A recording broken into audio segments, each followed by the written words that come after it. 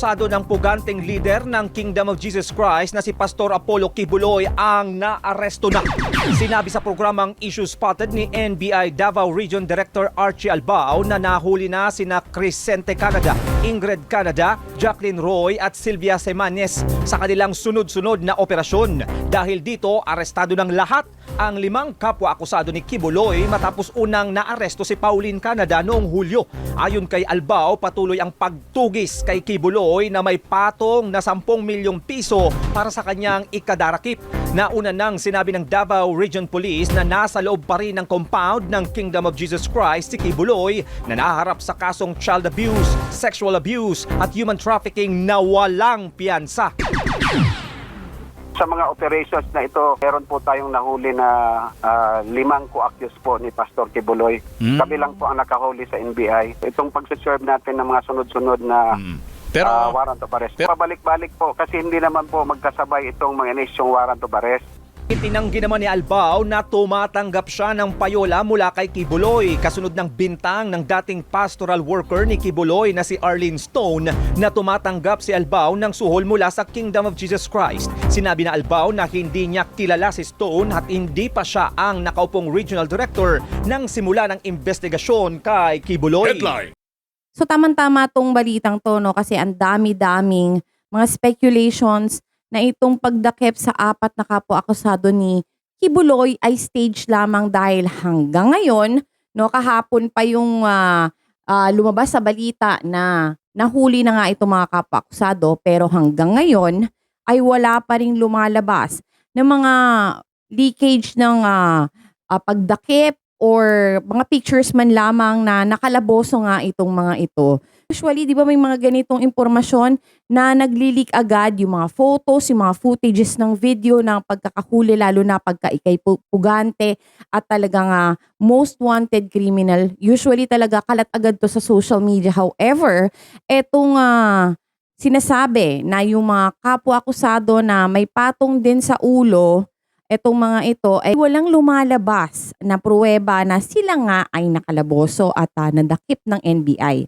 At matatandaan natin na nung mga nakaraang araw may usap-usapan, no, na si Kibuloy daw ay yung lawyer rather ni Kibuloy sobrang close sa NBI. So marami nag-iisip na itong lahat ng ito ay ginawan lamang ng paraan, no? Cover up kumbaga. Now etong si Albao, kung totoo nga ito kung may katotohanan man itong balita na ito na may connivance na nangyayari sa NBI, di ba parang accomplice to the crime na yon, no? Maituturing na yon na harboring a fugitive. So talagang dapat ay pagbayaran din at ito ay isang major news, no?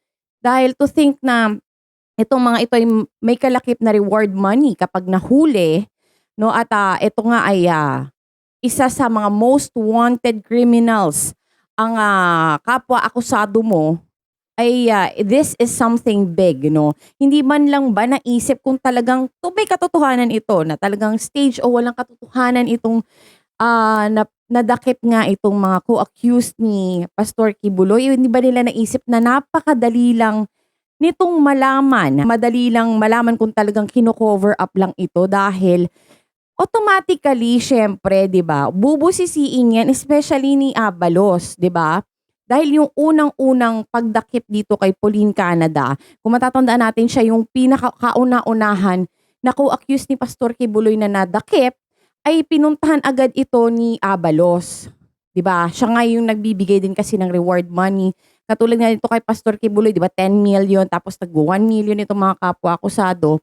So, talagang bubusisiin niya. Napaka-bobo at syunga-syunga naman, di ba? Kung talagang pinagplanuhan ito na pagtakpan lamang yung pagdakip sa mga kapwa-akusado, di ba?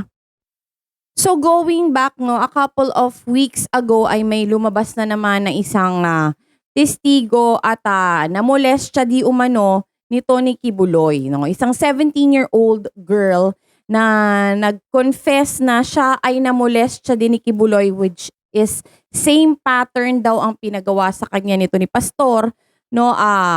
Pinaliligo, pinag-shampoo at meron pang special na particular scent na gusto si Pastor na pinapasuot sa kanila, no? Yun ang pinapahid nila na fragrance sa katawan nila bago sila molestyahin nito ni Pastor, which is dagdag na naman ito sa mga nabiktima niya na nagbigay ng testimonial against him. So, eto ang daming mga lumalabas lalo na ngayon, no? Lalong bumibigat yung kaso nito ni Pastor at talagang siguro kung may katotohanan man ito na nadakip ang kanya mga kapwa-akusado, sana magbigay tayo ng something to prove na talagang nadakip niya itong mga ito. Otherwise, ay iisipin nating lahat na ito ay isang malaking kasinungalingan lamang. Nakakatakot kasi itong Davao ay may connivance na nagaganap dito. No matter kung NBI man yan o yung mga pulisya, di ba? Parang nakakatakot kasi pinagtatakpan nilang isang krimen. Ganon sila nagkakaroon ng unity para pagtakpan ang isang most wanted, di ba? It's really, really something to be sad about. Kasi yung mga fugitives and mga kriminal, dapat talaga ay sinusuko ito sa batas. However, itong mga fugitives na to, itong mga kapwa-akusado at itong si Pastor, ay pinagtatakpan pa ng kanilang bayan. At may gana pa talaga na humarap at magpa-interview itong regional director ng walang kaabog-abog kung meron man talagang kasinungalingan na nagaganap dito or may pinagtatakpan, talagang grabe, no? Si Attorney Alci Albao, yung regional director ng National Bureau of Investigation Region 11, talagang nagpa-interview pa talaga siya at nagbigay siya ng kanyang news about this particular na pagdakip dito sa mga akusadong ito. 'Di ba? Talagang sobrang binibigyan diin niya na talagang nahuli. Katulad nga na sinabi niya dito sa interview sa kanya ng teleradyo, sabi niya, nahuli daw talaga ang 5 kapwa-akusado ni Kibuloy. At pinaninindigan niya na nito lang naman daw siya naging regional director. So wala daw connivance sa nagaganap dahil hindi daw niya na-meet itong si Kibuloy. 'Di ba? So dapat itong mga ganito ay imbestigahan na, no? Sana ito si Benhur Abalos ay kumilos din at tingnan niya mismo, no? Siya mismo ang pumunta doon at i-check. Ngayon, hindi natin alam kasi si Pauline Canada, yung unang nadakip na kapwa-akusado ay agad-agad, 'di ba? Merong mga nag-leak ng mga photos, no, may mga footages na all over the news na talagang nadakip siya. It's really confirmed na talaga siya ay nahuli. However, itong 4 na to ay hindi natin alam kung bakit wala pa ring katibayan ngayon na ito nga ay nakalaboso. So what is going on? No, meron bang cover up na nagaganap? At kung ito man ay pinagplanuhan, ano naman ang magagawa nito para sa mga kaso nila at ano ang rason?